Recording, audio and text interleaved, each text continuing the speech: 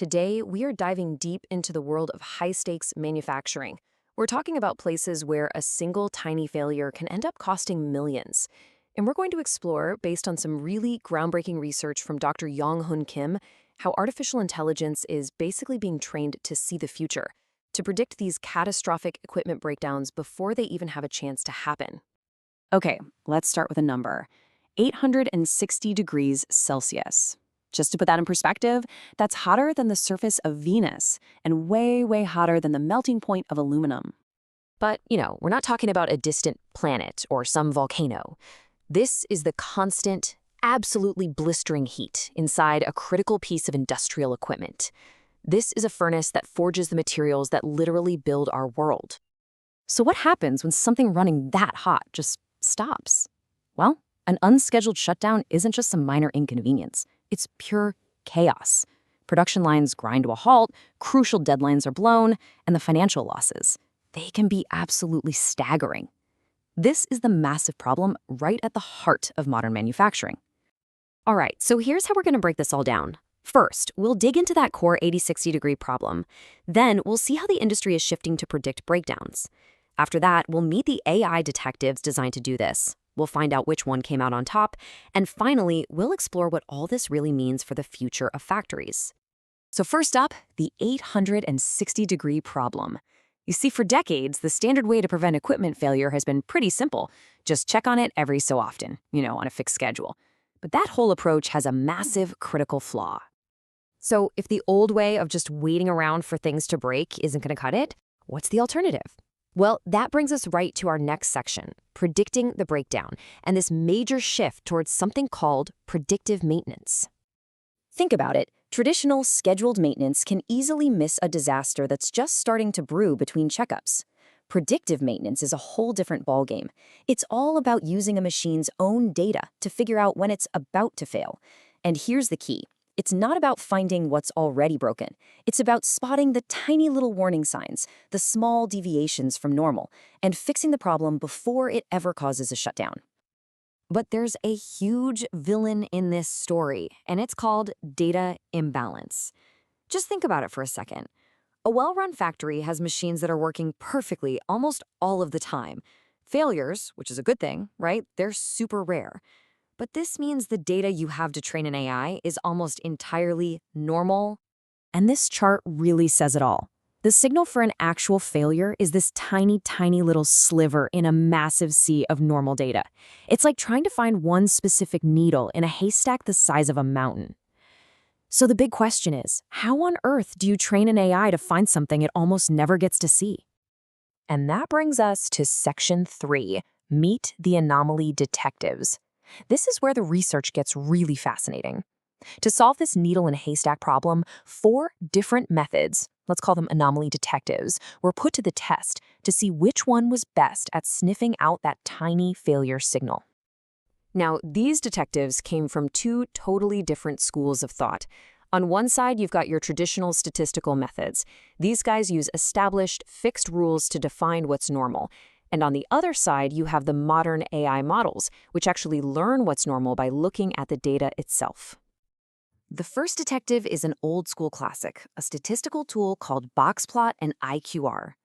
The easiest way to think about it is like a bouncer at a club. It figures out the normal range for the crowd of data, and if anything falls too far outside that range, it gets flagged as a potential problem. It's simple, it's transparent, and it's been the standard for years. Okay, our first AI challenger is the autoencoder. Picture a master art forger who gets so incredibly good at copying a masterpiece, in this case, normal data, that they can do it perfectly. They study normal so intensely that when a piece of faulty data, an anomaly, comes along, they just can't recreate it properly. And that failure to make a perfect copy, that's the red flag. That's the signal that something is wrong. Next up, we have the isolation forest. This model plays a super high-speed game of Guess Who with all the data. It rapidly starts splitting the data based on different features. Now, normal data points, they have a lot in common, so it takes a bunch of questions to single them out. But anomalies, they're the weird ones. They have unique features that make them stand out, so they get isolated really, really fast. And our final contender is XGBoost. Now, this is like an entire team of detectives working on a tough case. The first detective makes a guess. The second detective looks at the first one's mistakes and then makes a much better guess. This whole process keeps repeating, with each new detective on the team getting smarter and more accurate until, together, they've built this incredibly powerful collective profile of exactly what a suspect or an anomaly looks like.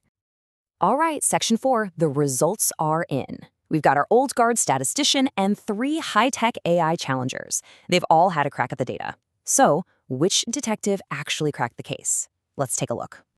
Now, at first glance, you might look at those accuracy numbers for the AI models and think, wow, over 97%, case closed. But hold on, remember our data imbalance problem?